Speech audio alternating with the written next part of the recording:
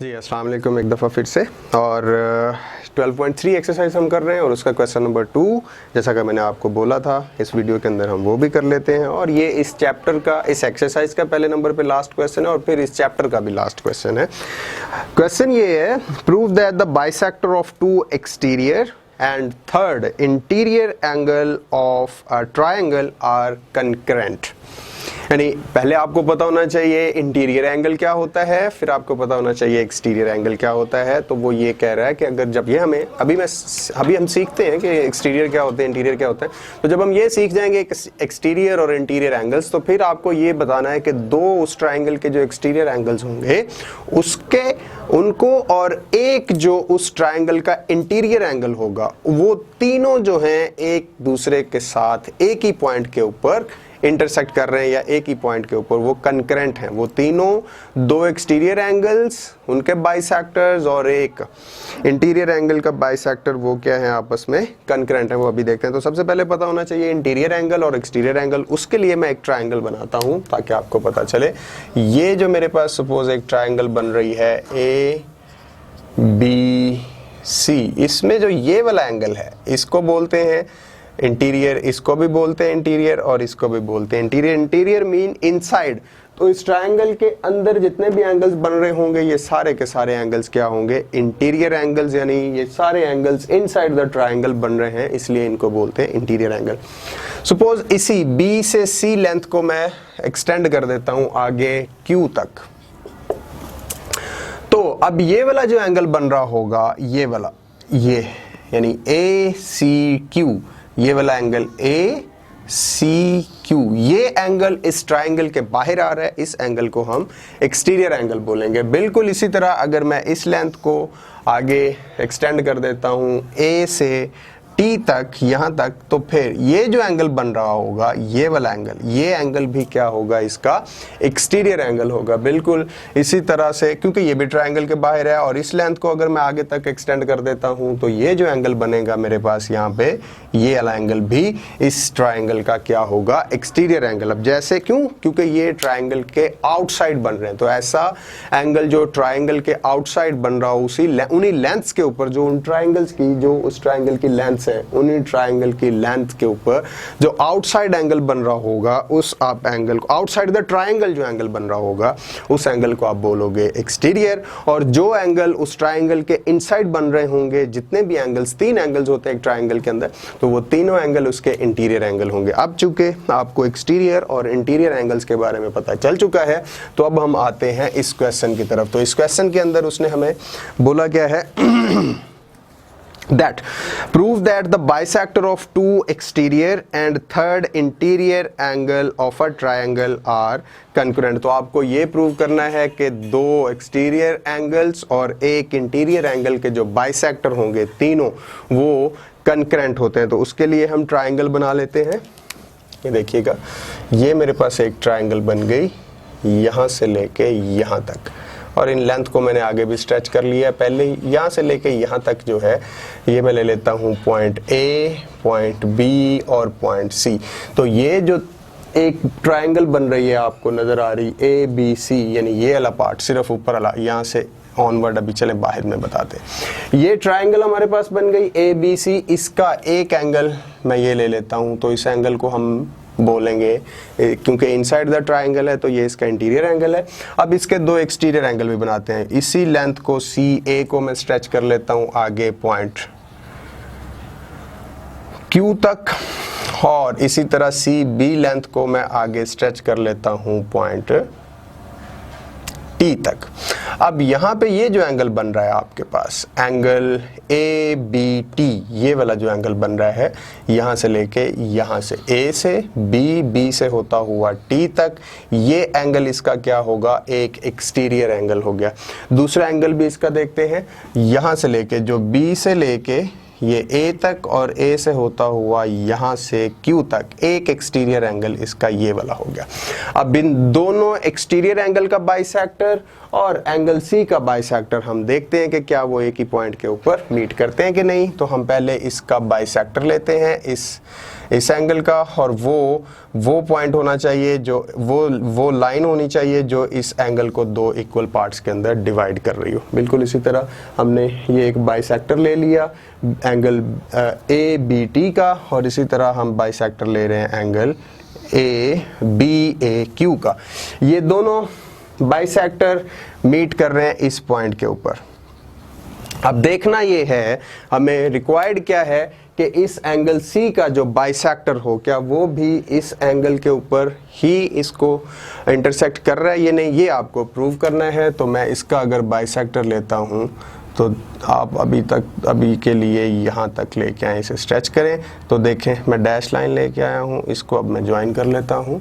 तो आपके पास ये एक आपके पास लाइन बन गई, और वो अगर मैंने यहाँ तक खींची है तो आप देखें कि यहाँ पे ये इसको मीट कर रही है। तो एक्चुअली आपको ये प्रूव करना है, ये पॉइंट अगर मैं O ले लेता हूँ, पॉइंट O, तो आपको ये प्रूव करना है कि CO जो है ये इस इंटीरियर एंगल का बाइसेक्टर है या नहीं। तो बाइसेक्टर तभी होगा जब ये एंगल 1 इक्वल प्रूव हो जाएगा एंगल 2 के। और बाइसेक्टर की डेफिनेशन भी यही होती है कि ऐसा स्ट्रेट लाइन जो एक एंगल को दो इक्वल पार्ट्स में डिवाइड कर रही हो, उस स्ट्रेट लाइन को आप क्या बोलते हो, बाइसेक्टर। और वो स्ट्रेट लाइन आपको CO नज़र आ रही है, अगर तो ये एंगल 1 और एंगल 2 इक्वल प्रूव हो जाते हैं तो आप बता सकते हो कि CO इसका बाइसेक्टर है। या फिर अगर C से लेके O तक अगर आप बाइसेक्टर प्रूव कर देते हो कि ये इसका बाइसेक्टर है, तो फिर भी आप बता सकते हो कि 1 और 2 एक दूसरे के इक्वल है। अब यहाँ से C से लेके T तक जो मेरे पास लेंथ है, इस लेंथ के ऊपर पॉइंट O से अगर मैं एक परपेंडिकुलर गुजारूं तो वो इसका जो इसको इंटरसेक्ट भी कर रहा हो और परपेंडिकुलर भी हो तो वो ये बन जाएगा। बिल्कुल ये प्रूव करने के लिए कर रहे हैं। बिल्कुल इसी तरह से पॉइंट A से Q तक के ऊपर एक बाइसेक्टर लूं और उसका परपेंडिकुलर भी हो, वो मैं ले लेता हूं पॉइंट, इसको बाइसेक्ट भी कर रहा हो और ये इसका परपेंडिकुलर भी होना चाहिए, तो वो ये पॉइंट ले लेता हूं ये, और इसको मैं नाम दे देता हूं कुछ N का, N में यहाँ से इसको L का नाम दे देता हूँ, इसको M का नाम दे देता हूँ, और यहाँ से अगर मैं लेता हूँ उसी तरह परपेंडिकुलर गुजारता हूँ तो सपोज यही है, और इसको मैं नाम दे देता हूँ N दे देता हूँ। अब आपको सिर्फ और सिर्फ इतना प्रूव करना है क्योंकि ये मैं पहले ही इस लेंथ का बाइसेक्टर ले चुका हूं और राइट बाइसेक्टर ले चुका हूं, और इसी तरह ये लेंथ का मैं राइट बाइसेक्टर ले चुका हूं। तो N O से M और O से L ये दोनों राइट बाइसेक्टर हैं इस लेंथ के, यहाँ से लेके यहाँ तक और यहाँ से लेके यहाँ तक। तो ये जो लेंथ है AB, अगर AB लेंथ का NO को, ON को या NO को आप राइट बाइसेक्टर प्रूव कर देते हो AB का, तो फिर वाज़े हो जाएगा कि ये जो ON तक लेंथ आ रही है यही स्ट्रेच हो रही है C तक, तो फिर OC जो होगा ये भी इसका AB का राइट बाइसेक्टर होगा और एंगल C का क्या होगा, ये बाइसेक्टर होगा। अच्छा, ये तो था इस क्वेश्चन के बारे में। अगर कुछ कंफ्यूजन हो तो वीडियो एक दफ़ा रिवाइंड करके देख लीजिएगा। हाँ, वापस आते हैं, इस क्वेश्चन को रिलेट करते हैं हम कुछ और क्वेश्चंस की तरफ। आपको याद होगा कि हमने 2-3 वीडियोस पहले, यानी 2-3 एक्सरसाइज पहले, अगर मैं मूव करूं तो कुछ शायद एक्सरसाइज 12.2 थी, उसके अंदर हमने सीखा था कुछ एक वो चिल्ड्रन पार्क बनाना था। 12.1 एक्सरसाइज है ये, मेरे सामने वही खुल गई है। तो 12.1 एक्सरसाइज के अंदर एक वो चिल्ड्रन पार्क उन्होंने बनाना था। 3 अलग अलग विलेजेस थे जो नॉन कोलिनियर थे। तो हमने वो जगह कैसे लोकेट की थी, वो जगह बिल्कुल ऐसे ही लोकेट की थी कि हमने 3 नॉन कोलिनियर पॉइंट्स लिए और उनके राइट बाइसेक्टर्स लिए, जहां पे वो राइट बाइसेक्टर एक दूसरे को इंटरसेक्ट कर रहे थे। वो एक्चुअली उनका वो पॉइंट हमें मिल गया था जो तीनों विलेजेस से इक्विडिस्टेंट थे। बिल्कुल उसी तरह उससे पिछला क्वेश्चन भी हमने किया था कि एक एंगल के 3 नॉन कोलिनियर पॉइंट्स को उस सर्कल का 3 नॉन कोलिनियर पॉइंट्स के एक सर्कल का सेंटर आपने फाइंड करना था। वो भी हमने राइट बाइसेक्टर लेते हुए फाइंड कर लिया था। बिल्कुल इसी तरह से ये OL और OM अगर राइट बाइसेक्टर हैं, आप ON को भी राइट बाइसेक्टर प्रूव कर देते हो, तो फिर इसको प्रूव करने में आप कामयाब हो जाओगे कि एंगल C का ये बाइसेक्टर है, अगर लेंथ AB का ये राइट बाइसेक्टर है। तो एक्चुअली हमें यहाँ पे प्रूव क्या करना है, that ON is the right bisector of AB, या आपने प्रूव करना है that ON is perpendicular to AB। जैसे ही ON परपेंडिकुलर टू AB हो जाएगा या ON राइट बाइसेक्टर AB का प्रूव हो जाएगा, तो ये अल्टीमेटली इटसेल्फ प्रूव हो जाएगा that OC is the bisector of angle C। ये चीज आपको यहाँ पे प्रूव करनी है। चले मूव करते हैं हम इसकी तरफ।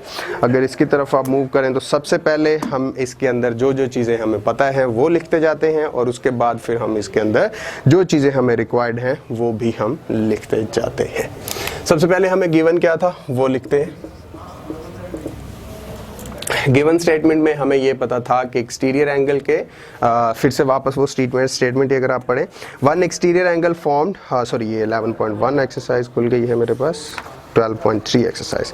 हाँ, तो वापस देखिए, prove that the bisector of two exterior and third interior angle of a triangle are concurrent. तो एंगल आपके पास जो जो बन रहे हैं वो आप यहाँ पे बताते जाइए। एक तो था एंगल ए, इसके अंदर जो हमें पता है angle BAQ is exterior angle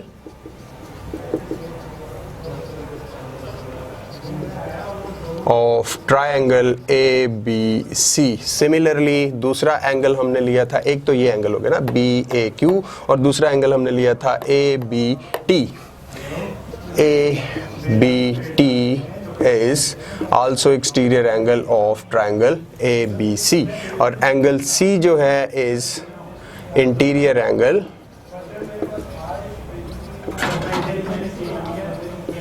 of triangle ABC। ये तीन चीजें आपको पता थी। उसके बाद हमने इसकी कुछ कंस्ट्रक्शन करी। पहले हम लिख लेते हैं रिक्वायर्ड हमें क्या चीज़ है, फिर अब उसके बाद हम बताएंगे कि हमने इसमें क्या क्या कंस्ट्रक्ट किया। रिक्वायर्ड हमें ये है O से N is the bisector of OC, sorry यहाँ से लेके O से लेके C तक जो है ये प्रूव करना है कि ये बाइसेक्टर है ऑफ एंगल C। आपको रिक्वायर्ड है OC is bisector of angle C, that is angle C। ये आपको प्रूव करना है, या फिर इन अदर वर्ड्स आप ये बताएंगे, ये प्रूव कर दें अगर कि आपके पास जो ON है ये क्या है, आपके पास बाइसेक्टर है ON, ये राइट बाइसेक्टर है ABC का, या फिर आप ये प्रूव कर दें ON is right bisector of length AB, या फिर दूसरे वर्ड्स में पहले नंबर पे ये प्रूव कर दें, ये प्रूव कर दें, या फिर तीसरे नंबर पे आप ये प्रूव कर दीजिए that ON is perpendicular to AB। अब इसके लिए आपने कंस्ट्रक्शन क्या की है वो आप लिख दीजिए यहाँ पे। कंस्ट्रक्शन के अंदर आपने दो तीन चीजें बनाई हैं। सबसे पहले तो आपने CB लेंथ को स्ट्रेच किया अप टू T, स्ट्रेच या produce CB to CT। Also आपने इसी तरह प्रोड्यूस किया, प्रोड्यूस CA टू CQ, और आपने ये बनाया एंगल B का जो बाइसेक्टर है वो है OB, और एंगल O का जो बाइसेक्टर है वो है OA। OA is bisector of angle B, जो sorry angle ABT।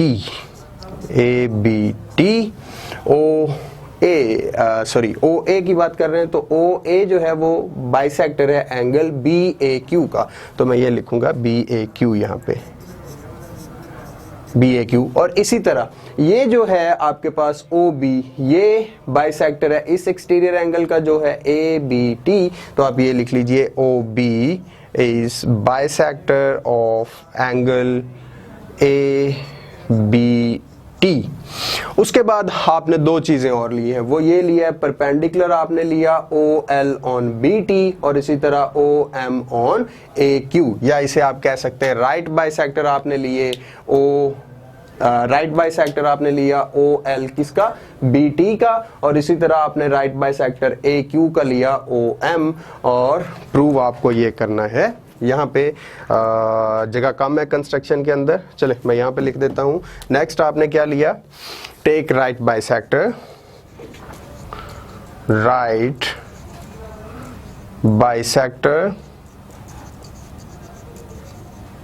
Of BT and BT का राइट बाइसेक्टर लिया और दूसरा AQ का, एंड AQ का एज कौन कौन से लिए, BT का हमने लिया OL, तो मैं यहाँ पे लिखूंगा OL, एंड दूसरे नंबर पे मैंने लिखा था AQ, तो AQ का राइट बाइसेक्टर मैंने लिया OM, तो यहाँ पे लिखूंगा OM और आगे लिख लूंगा रिस्पेक्टिवली। रिस्पेक्टिवली का मतलब बिल तरतीब, यानी तरतीब से। इसका मतलब ये है कि BT का राइट बाइसेक्टर OL है और AQ का तरतीब के लिहाज से OM मैंने राइट बाइसेक्टर लिया। और आपको प्रूव ये करना है that ON is the right bisector, यहाँ पे जैसे लिखा है ON is the right bisector of AB। अगर ये प्रूव कर देंगे तो ये फिर प्रूव इटसेल्फ हो जाएगा that OC is the bisector of angle C। अब उसके लिए प्रूव करने के लिए ये चीज मुझे रेज करना पड़ेगी, मैं यहाँ पे रेज कर देता हूँ और वापस वही स्टेटमेंट और रीजंस और ब्ला ब्ला ब्ला वो सारा कुछ। हाँ, जैसे ही ये अरेज किया तो मेरे पास देखा आपने कि स्पेस बन गई। अब मैं यहाँ पे लिखूंगा स्टेटमेंट और साथ ही देते जाएंगे हम उसकी रीजन भी। यहाँ पे ले लेते हैं रीजन। रीजन में सबसे पहले देखिए, इस जो लेंथ है उसका मैंने इस एंगल का बाइसेक्टर, इस एंगल का बाइसेक्टर कौन सा है, ये वाला OB, और OB जो इसका बाइसेक्टर है उसके ऊपर देखिए OL और ON, ये दोनों एंगल ABT के बाइसेक्टर के ऊपर है, इसलिए OL इक्वल होगा ON के। तो मैं यहाँ पे ये लिखूंगा OL is equals to OL is equals to ON। मैं एक आपको यहाँ पे वापस कुछ रेक्टिफिकेशन करना चाहता हूँ। जैसे अभी हमने लास्ट में लिखा था ना, take right bisectors of BT and AQ, actually वो इनके राइट बाइसेक्टर्स नहीं थे। जो लास्ट पार्ट मैंने यहाँ पे लिखा था उसको आप ये लिख लीजिएगा, टेक राइट बाइसेक्टर्स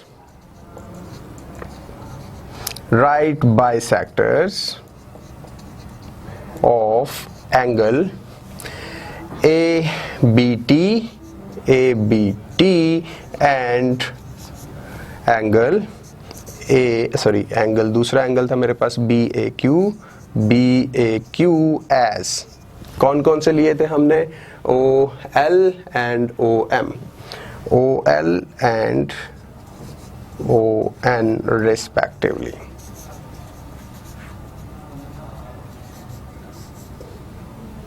OL नहीं, OB and OM, OB and ON। ये चीज, इस एंगल का राइट बाइसेक्टर OB है और इस एंगल का राइट बाइसेक्टर, एंगल B का बाइसेक्टर ABT एंगल का बाइसेक्टर मैंने लिया OB, और इसी तरह BAQ एंगल का बाइसेक्टर मैंने लिया OA। ये मैंने यहाँ पे एक्चुअली बताना था, राइट बाइसेक्टर भी नहीं है, ये बाइसेक्टर है। तो जैसे ही आप इन दोनों को बाइसेक्टर प्रूव कर दोगे तो ये इटसेल्फ बाइसेक्टर प्रूव हो जाएगा। और वो ऐसे होगा कि ये अगर बाइसेक्टर के ऊपर थे तो यहां से मैंने परपेंडिकुलर लेंथ लिया BT के ऊपर OL और ON, और इसी तरह OM, ये परपेंडिकुलर्स लिए थे जो हमने लिखे भी। तो यहां पे अब ये देखिए कि OL इक्वल होगा ON के, और उसकी रीजन क्या देंगे, क्योंकि OL एंड ON ये दोनों लाई कर रहे हैं बाइसेक्टर ऑफ एंगल ABT। ये जैसे मैंने ये लिखा OL is equals to ON, यानी ये वाली लेंथ जो भी मैंने आपके सामने ये डैश्ड है, या इसको मैं ब्लू कर देता हूं, ये वाली लेंथ इक्वल होगी इसी लेंथ के, ये वाली लेंथ जो मैंने अभी ब्लू करी। तो OL परपेंडिकुलर है BT के ऊपर और इसी तरह ON परपेंडिकुलर है AB के equal.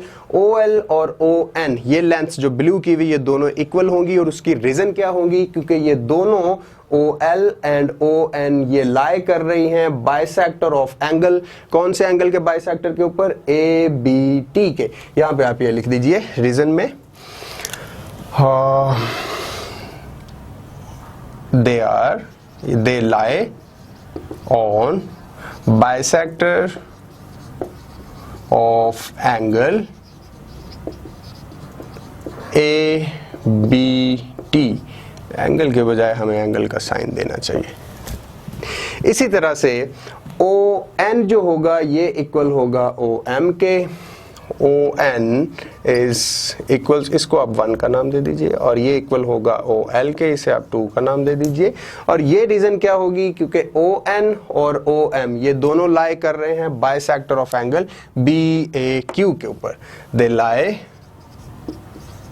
On bisector of angle BAQ। अब यहां से हमें यह पता चला कि OL इक्वल है ON के और इसी तरह ON इक्वल है OM के। फाइनली आप कह सकते हो कि वापस मैंने वही तो नहीं लिख दिया, हाँ, OL equals to ON and ON equals to OM लिखना था आई गेस। ये OL equals to ON and ON equals to OM and hence आपके पास अगर OL इक्वल है ON के और ON इक्वल है OM के, तो आप ये कह सकते हैं कि OL OM के भी इक्वल होगा। और उसकी वजह ये है क्योंकि OL ON के इक्वल है और ON आगे OM के इक्वल है, तो आप कह सकते हैं कि OL फिर OM के इक्वल भी होगा। यहाँ पे आप ये लिखेंगे OL is congruent to OM, ये भी आप लिख सकते हैं। और जैसे ही आप ये लिखते हो तो रीजन आप देंगे फ्रॉम 1 and 2, ये ऊपर चूंकि आप प्रूव करके आए हो। अच्छा, अब जैसे ही आप ये प्रूव कर चुके हो कि OL और OM भी दोनों इक्वल हैं, OM और OL भी दोनों इक्वल हैं, और ON, OL और OM ये तीनों अगर इक्वल हैं, तो उसका मतलब ये हुआ कि AB यानी AQ, BT और AB ये तीनों के ऊपर OL, ON एंड OM क्या हैं, परपेंडिकुलर्स हैं। और अगर ये परपेंडिकुलर हैं तो पता चला that ON is the right bisector of AB, बिल्कुल उसी तरह जैसे OL राइट बाइसेक्टर था BT का और AQ का राइट बाइसेक्टर था OM। ये चीज प्रूव हो गई। अब अगर आप ये प्रूव कर चुके हो कि ON राइट बाइसेक्टर है AB का, तो आप फाइनली ये भी प्रूव कर चुके हो कि O से लेके C, क्योंकि ON को स्ट्रेच करें तो आपके पास बन रही है OC, और ये इस एंगल का क्या होगा, बाइसेक्टर। थस आप ये लिखेंगे, thus OC is bisector of angle C, hence proved. तो ये छोटा सा बट टेक्निकल क्वेश्चन था जो बहुत ज़्यादा प्रॉब्लम भी करता है और इम्पोर्टेंट भी बहुत है। तो इस क्वेश्चन के बारे में अगर कुछ और इन्फॉर्मेशन चाहिए हो, मज़ीद अगर आपको चाहिए हो कि इसके अंदर कुछ और आसानी से किया जाए, तो भी हमें इन्फॉर्म कीजिएगा। लेकिन मुझे लगता है कि इससे ज़्यादा आसान और हो नहीं सकता, क्योंकि आपको सारी एक एक चीज़ जो है वो यहाँ पे हमने क्लियर कर दी। उम्मीद है आपको ये अब ज़्यादा परेशान नहीं करेगा। Thank you very much.